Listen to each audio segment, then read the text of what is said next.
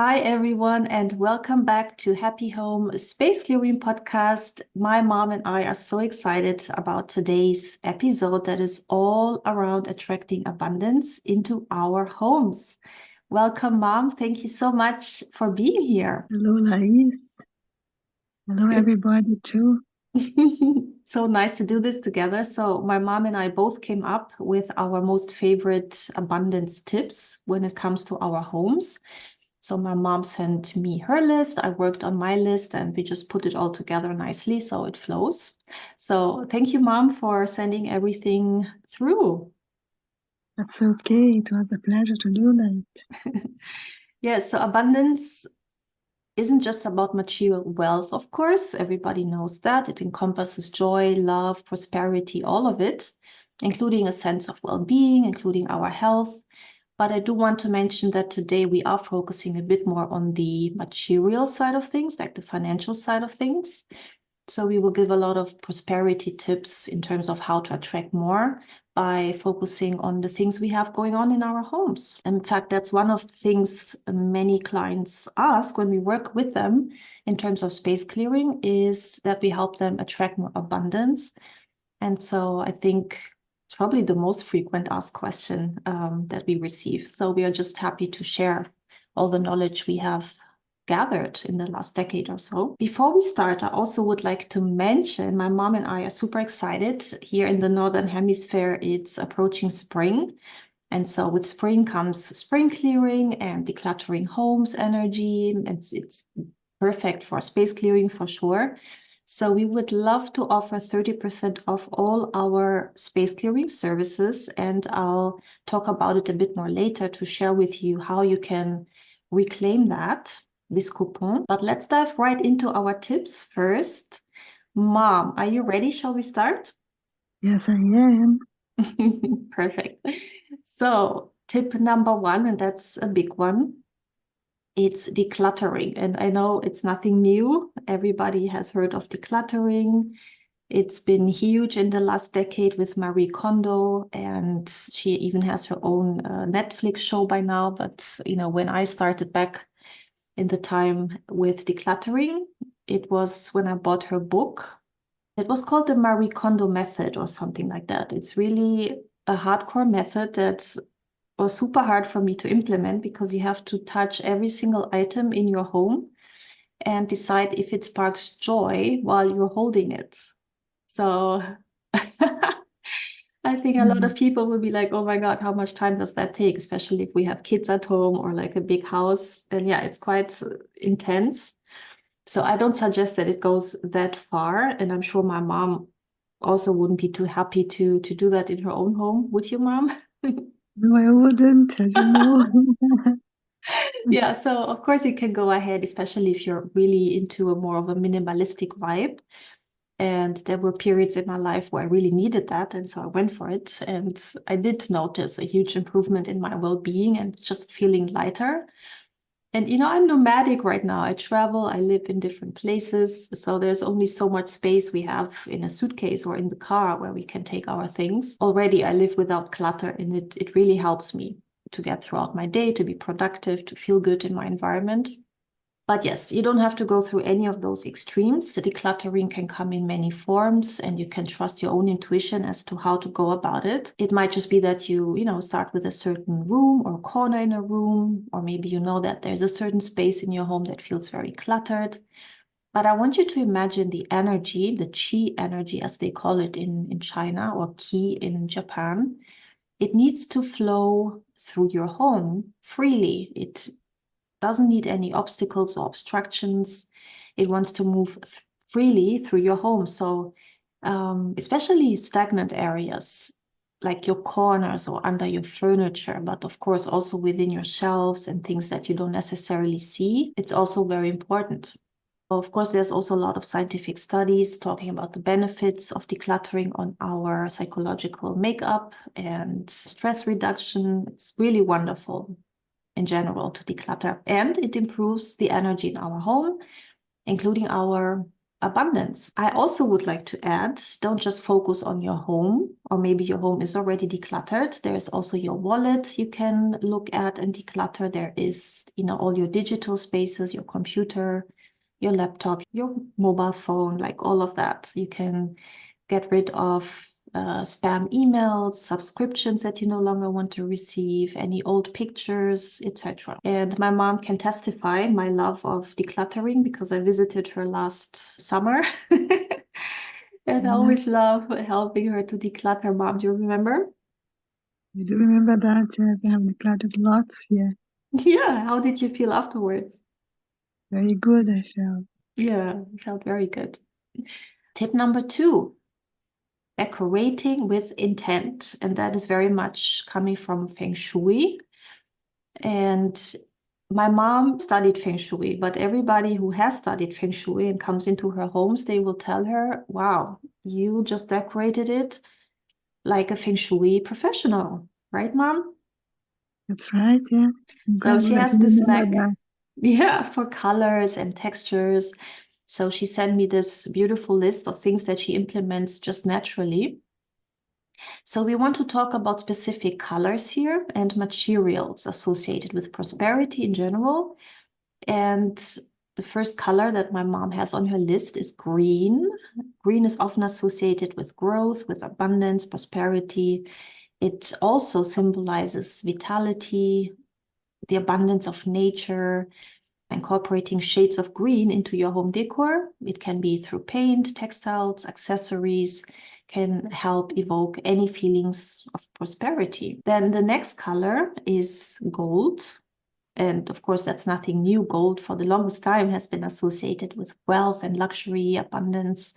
You can add touches here and there in your decor, like ornaments, picture frames, any accents. And the next color, again, purple. Everybody heard of purple being the color that is associated with royalty, luxury, spiritual growth as well.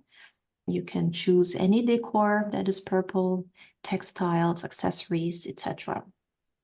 And then my mom's favorite, because when you go visit her, there's a lot of red.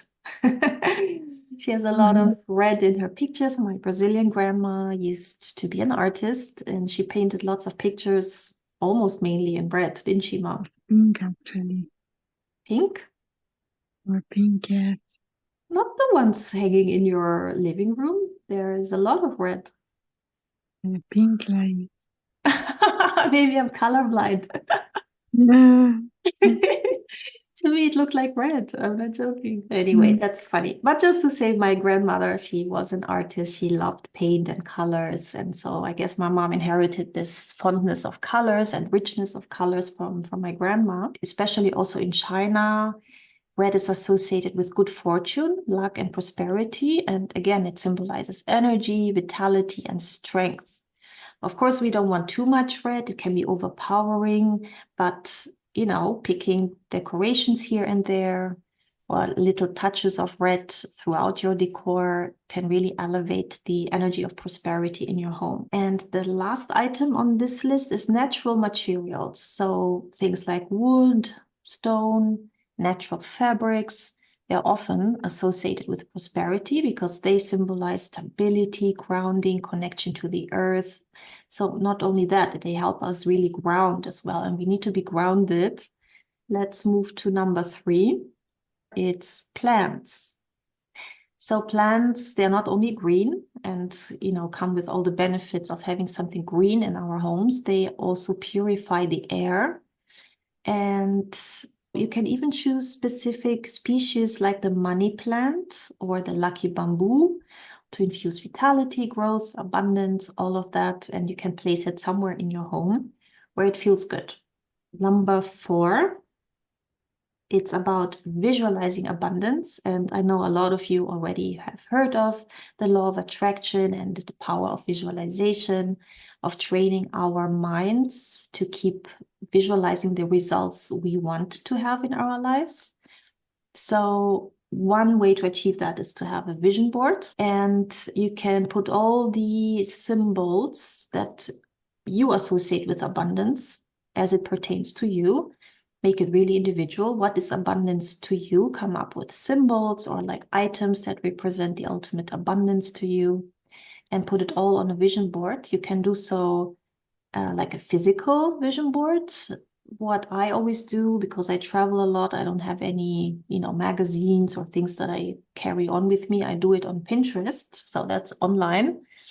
It's free. You can create your account there and you can have different boards. I always do my vision board for the year.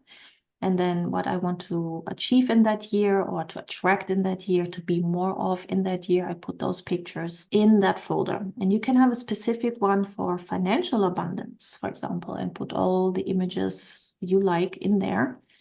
Or if you're more of a, magazine and cutting out things type of person, you can definitely do that and have a physical representation that you can even hang in your office or in your home somewhere in a private space. Number 5 now.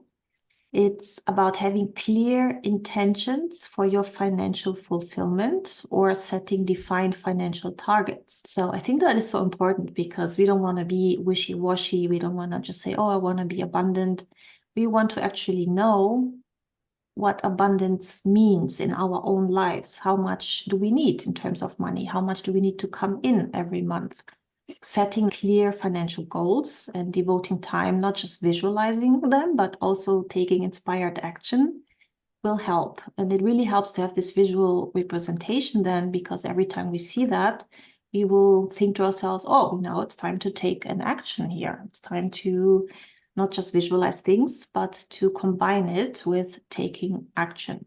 Number 6, I call it command your workspace. Again, this comes from Feng Shui. So that is especially useful if you work from home, if you have your home office set up, but you can also do it, of course, in your external office, wherever you work. It's about the position of your chair. You should always be facing the door in order to allow for you to see who's entering. And this in Chinese culture or in Feng Shui is a sense of empowerment. It's a sense of having control and focus. Some people call it power positioning. But again, use your intuition here, what feels right, what doesn't feel right. I can definitely share for myself that I love to have a great view. I love to have a great view outside of my window. And so for me, right now, I'm overlooking the Baltic Sea in Sweden. And therefore, my back is towards the door. But that's okay. I feel well. You always have to do what feels good for you. So any tips, by the way, we are sharing here, implement what works for you and leave out what doesn't. Mom, do you want to share what your favorite work position is? I sit looking at the door. You look at the door. Yeah, she does it intuitively with her Feng Shui. Probably she was a Feng Shui master in a previous life. Maybe I was, yes, who knows? I think so.